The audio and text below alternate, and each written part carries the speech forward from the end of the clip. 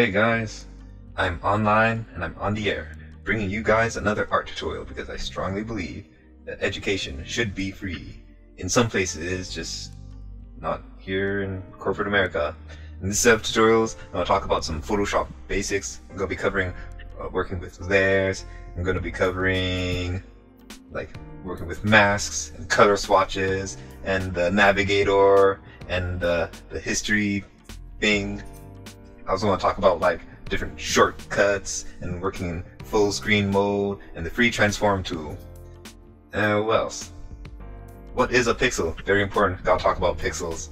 They're like the basic building blocks of computer graphics. I'm really excited about this. Can't wait to get started. I know that this content is very basic.